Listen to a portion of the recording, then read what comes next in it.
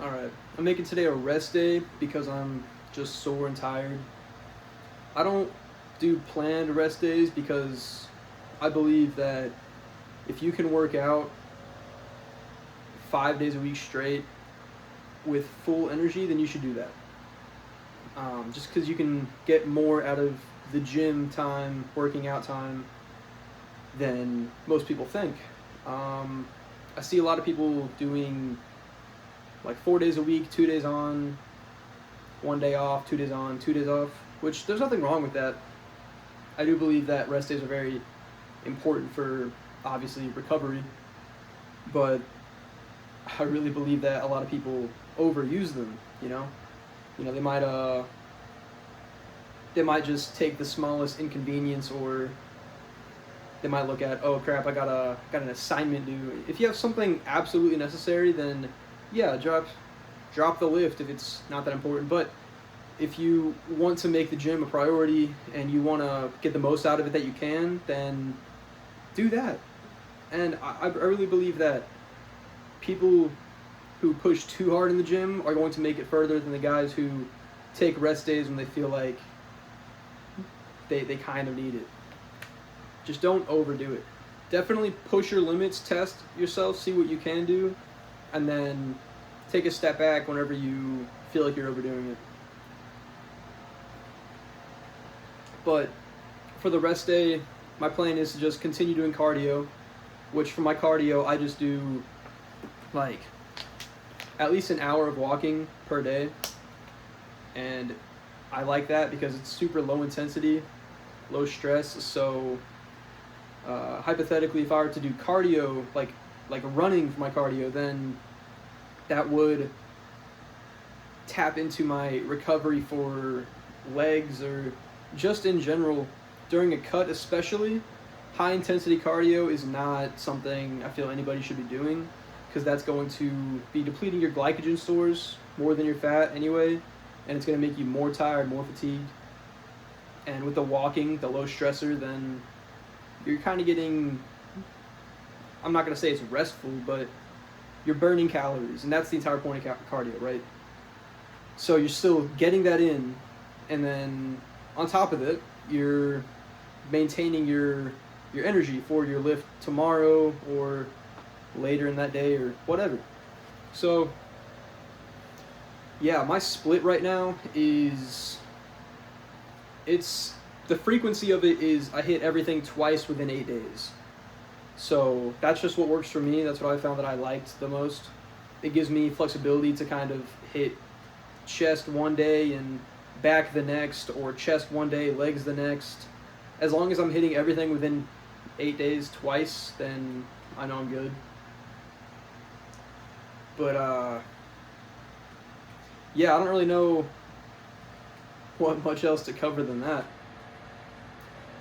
If you want to genuinely make real progress in the gym, there are some bare minimums, and those are lifting consistently with intensity, and then there's tracking your macros, or at least hitting your protein every day, making sure you're getting that in, because protein is just essential for building muscle. And third one would be rest, as in sleep. Getting good quality sleep as often as you can is going to take you further than not. I know a lot of people who are lifting 5-6 days a week. They're tracking their macros and they're doing everything correctly, but they're not sleeping enough.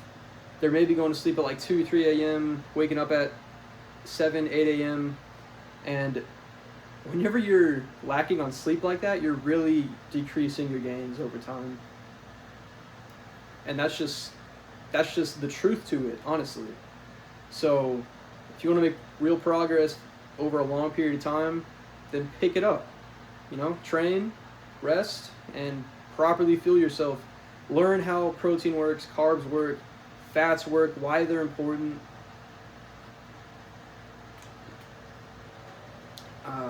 Yeah, I would say that I've been taking it very seriously for roughly 2 years now, tracking all my macros, not missing a lift, and prioritizing sleep. For sleep, I take magnesium I take one 400 milligram capsule an hour before I go to sleep. I got some blue light glasses here. I throw these on at 8 p.m. So the thing with blue light is that it comes off of screens and lights in general. This giant flash is flashing in my eyes. It decreases melatonin production, making it harder for you to reach that deep sleep that you need. So with the blue light glasses and the magnesium and keeping your room as cold as you can, your quality of sleep is going to go up. Mine has definitely, and I've noticed the most gains in the past 6 months than I've ever noticed before.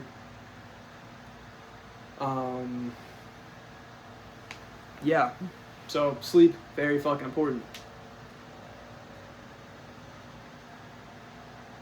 This is definitely different because usually I record in my car, but I'm not in my car, obviously. So hopefully you guys like that. I'm trying to get better at recording videos and talking. I'm thinking of getting an actual camera soon. Just because I want to document all of my lifting journey. You know, I've been lifting since I was 16, and I'm 21 right now. I've been taking it seriously for like 2 years now, and I just think it's going to be a very cool experiment to just record everything and see how everything looks in the future, just so I can look back on my progress. Let's talk about tracking your workouts. That is something that I don't personally do. I definitely should. I have a lifting notebook right here, actually. I don't know how many pages it is, but I filled it up with all my workouts for whatever, like a year or 8 months or whatever.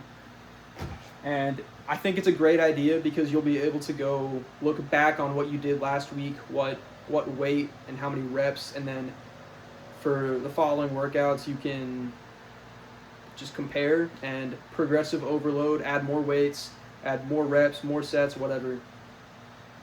And that's a great way to just know that you're only moving up, which is kind of the entire point of the gym. As you get stronger, the weights that you were doing are going to feel lighter and not as difficult, so it's important to increase your weight so that you can then grow from that. And it's just an endless cycle of getting bigger and stronger.